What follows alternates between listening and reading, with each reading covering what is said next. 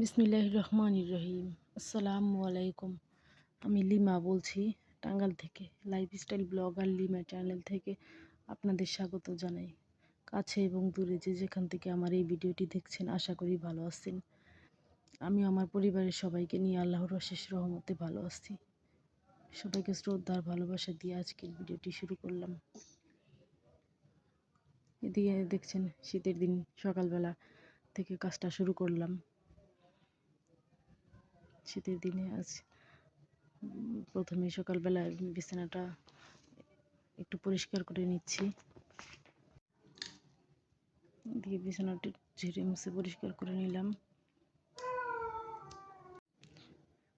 তারপর বালিশগুলো একটু দিয়ে দেবো, যেহেতু বিছানায় আমাদের থাকা হয় না রাত্রিবেলায়, শুধু দিনের বেলায় একটু সময় কাটানো হয়। তাই এই বিছানায় খুব একটা বালিশের দরকার হয় না, তাই সিম্পল একটা দিয়ে রাখলেই হয়ে যায়।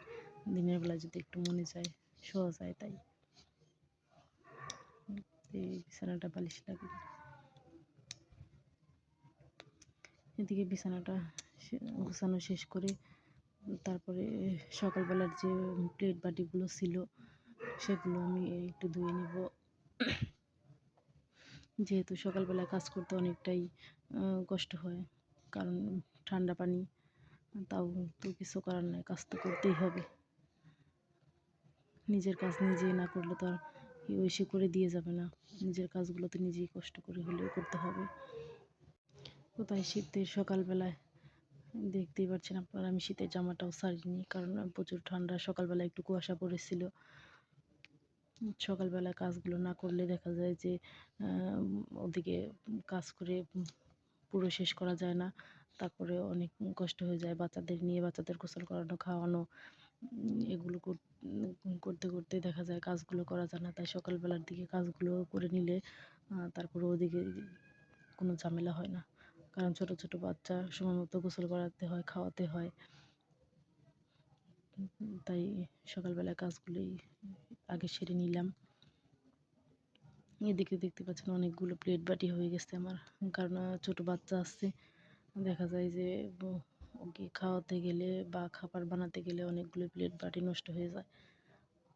তো প্লেট আগে ওগুলো পরিষ্কার করে এনে তারপরে এদিকে দিয়ে দিলাম পানিটা ঝরানোর জন্য।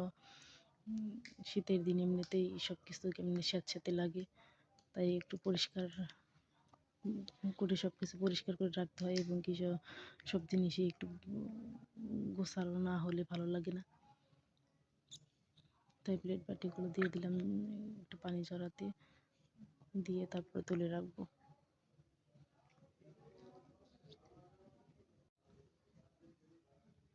এদিকে হয়ে গেল আমার সব প্লেট বাটিগুলো গোছানো।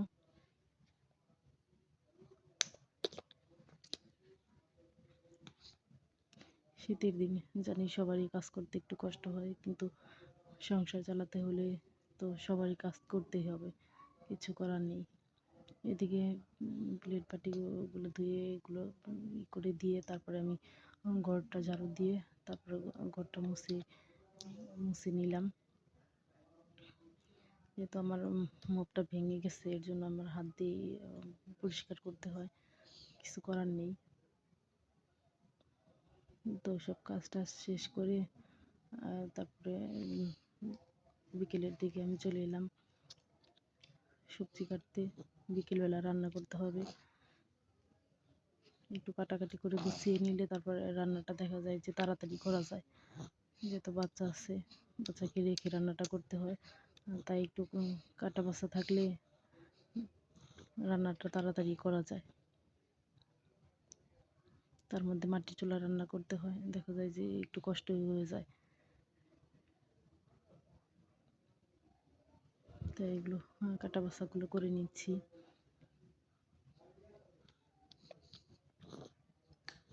এখানে আমি মিষ্টি কুমড়ো, জালি কুমড়োটা কেটে নিচ্ছি।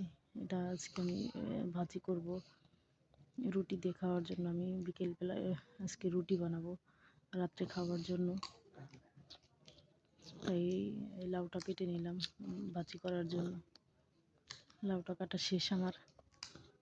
এদিকে রান্না করতে চলে এলাম, আজকে বানাবো রুটি।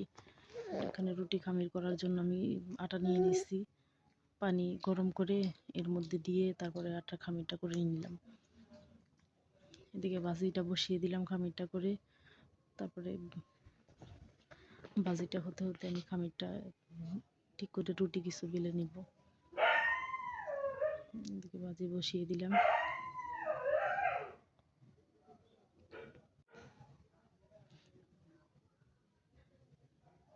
আমার ভিডিওর কোথাও কোনো অংশে যদি আপনাদের একটু ভালো লেগে থাকে তাহলে আমার ভিডিওতে একটা লাইক দিয়ে আমার ভিডিওটি শুরু করবেন। একটা লাইক, কমেন্ট, একটা সাবস্ক্রাইব, খুব বেশি ভালো লাগলে একটা সাবস্ক্রাইব করে দিবেন।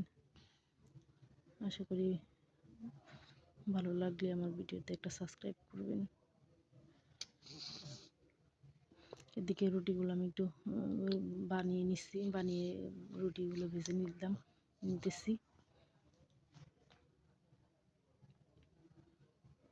প্রথম রুটিটা সেরকম ফোলেনি, কিন্তু তার পরবর্তীতে যেগুলো রুটি ভেজেছি সবগুলো রুটি প্রায় ফুলকো ফুলকো হয়েছে। এদিকে সবগুলো রুটি পরবর্তীতে ফুলকো ফুলকো হয়েছে। এদিকে আমি ভিডিও শেষ পর্যায়ে চলে এলাম প্রায়। আসসালামু আলাইকুম।